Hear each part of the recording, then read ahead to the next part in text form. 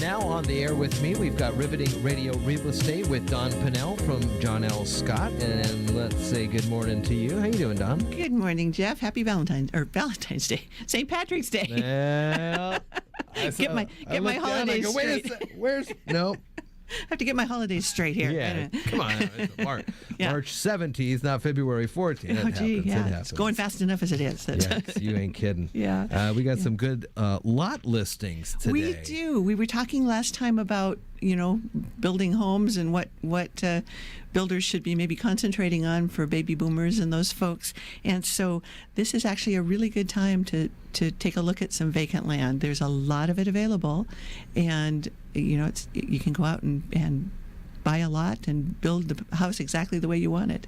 So there's some options here. We will be doing the video on this one as well after the show. I'll be posting it up. And so what we're going to do, too, is talk about 5 lot listings. And at the same time, for the folks who are going to re-watch this online, you'll be able to see kind of where these are in relation. So we're going to start with the one that you have for us on Pickering. On Pickering in Timber Lakes. Okay. It's in the Timber Lakes development. And that is a lot that's...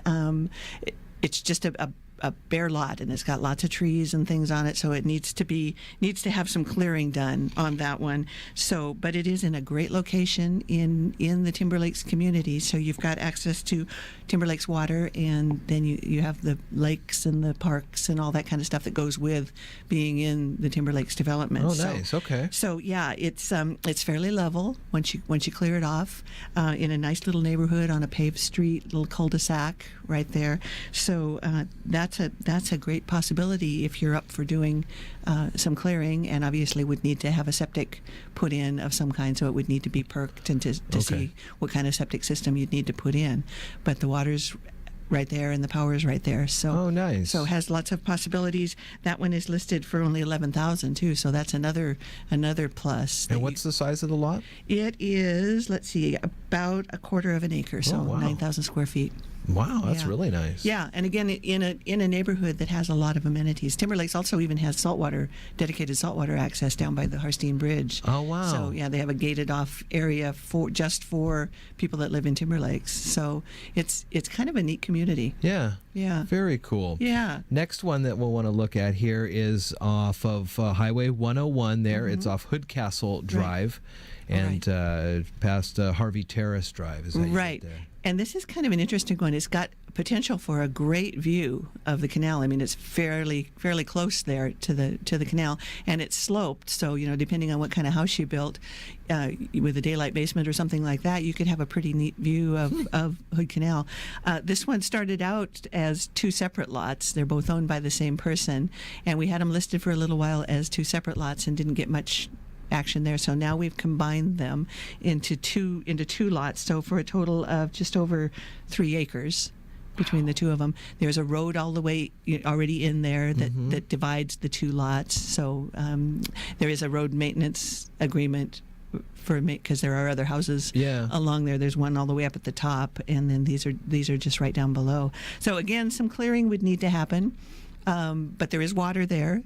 They're on a shared well, so you would have to bring it from the well to your property, but it's there, and power is there. So again, you would need to figure out something about a septic system there. Pretty walkable to get to the waterfront. Absolutely, yeah. It's less than I would say it like a block to the water, and then it's really close to Potlatch State Park as well. Oh yeah, that's and the new Skokomish Convention Center. So you've got access to a lot of amenities, and then Hoodsport is just a little ways down the road as well. Yeah. So yeah, that's a possibility, especially for somebody who likes bigger areas.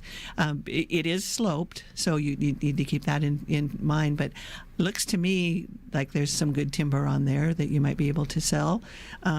So yeah, you could buy one or the other or both, and for both of them they're listed at $155,000. So for 3 acres, that's pretty reasonable. Pretty good. Yeah.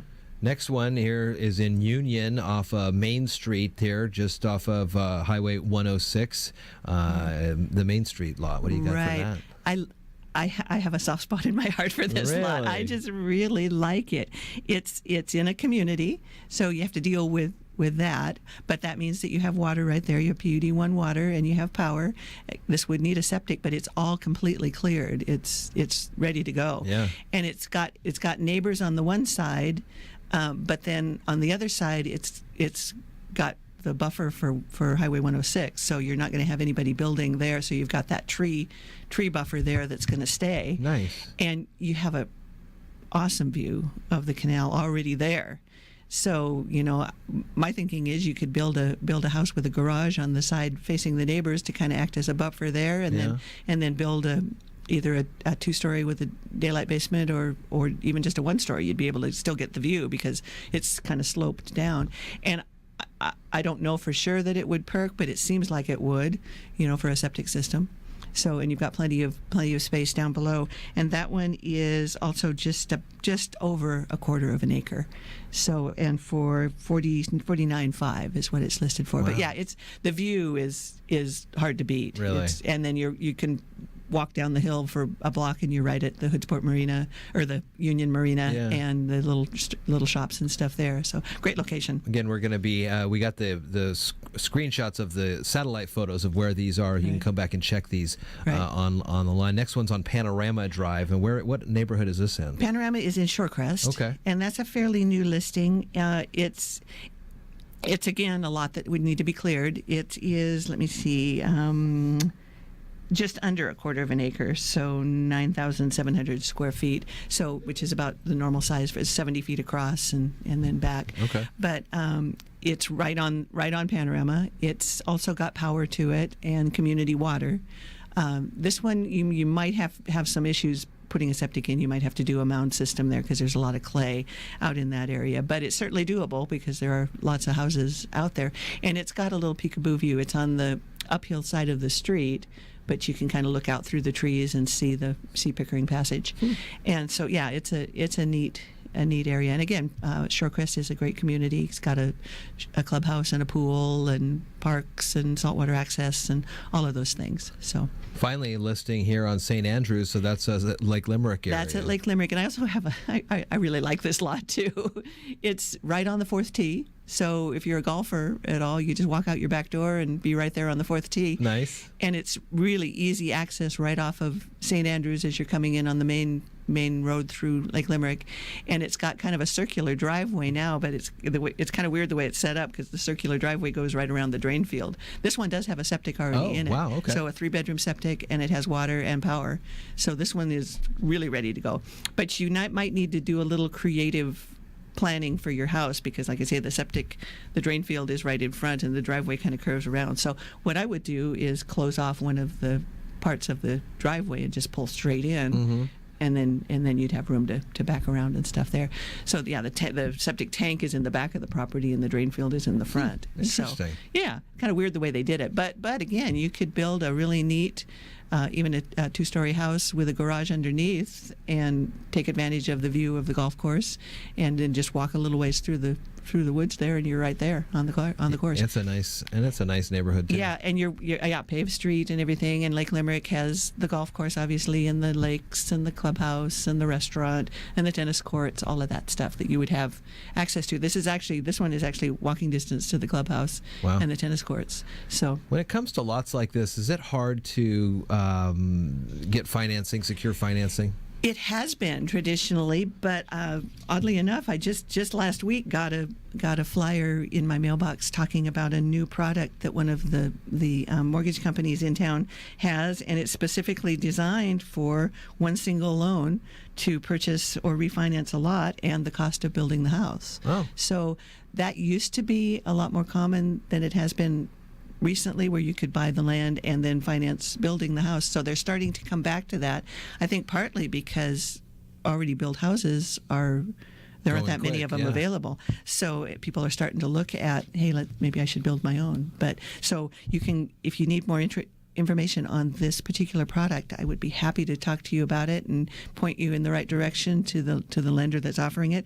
Some of the details are that it has to be a single-family residence or owner-occupied, but it can be a second home when you're using a conventional loan. You can't use it as a second home if you're using FHA or VA financing, but if you're using a conventional loan, it could possibly be a second home that you're building. It has to be, it works with the lot purchase or existing land. You don't need to requalify if you've already qualified, and gifts of land equity are allowed for down payments.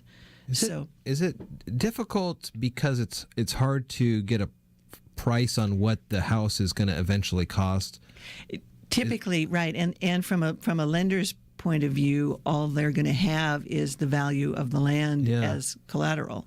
So you're basically using your land as the down payment or the value of your land, and then whatever the house is going to whatever the house is going to be worth. Yeah. So it's a little tricky, but that's why I really trust these lenders that work on this. They know all the ins and outs, and that's why I always encourage folks to go and talk to a lender and get something put together before you go out and start falling in love with a piece of land or a house, for that matter, to find out, because it can be a real heartache to have your heart set on buying a house and then all of a sudden find out, oh, don't qualify. Yeah. So that's hard on everybody. So try not to do that. How can folks get in touch with you? They can call me at 360-490-4493. I would love to talk to you anytime, or you can go on my website or reach me on Facebook. I have a Facebook page as well, or come to the corner of 3rd and Railroad at the John L. Scott office, and if I'm not there, they'll know where I am. Dawn Pannell, thank you much. Good to see you. Thank you. Happy St. Patrick's Day.